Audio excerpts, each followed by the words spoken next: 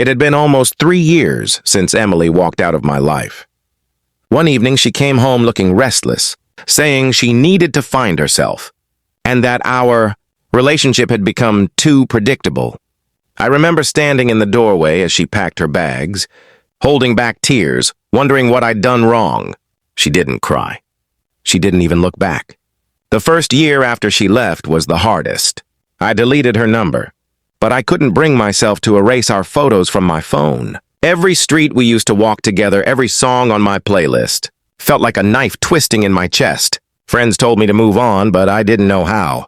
I wasn't just losing her, I was losing the future we'd planned.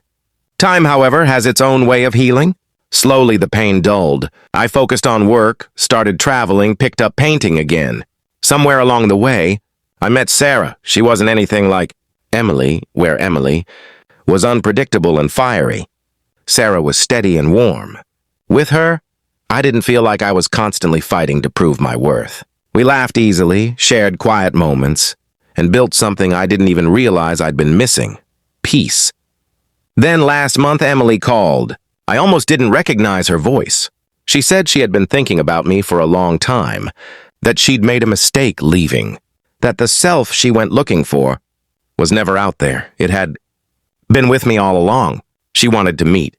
Against my better judgment, I agreed. When I saw her, it was like looking at a ghost from another life. She smiled nervously, her eyes searching mine for the love that used to be there. She told me she'd been through heartbreaks, that no one had treated her the way I had, and that she wanted, no, needed a second chance. For a moment, a part of me wanted to say yes, to rewind time and pretend none of the pain had happened. But as I looked at her, all I could think about was Sarah waiting for me at home. The way she gently kissed my forehead before I left that morning, the quiet certainty that I was exactly where I belonged. "I'm sorry, Emily," I said, my voice steady. "I'm not the same person you left.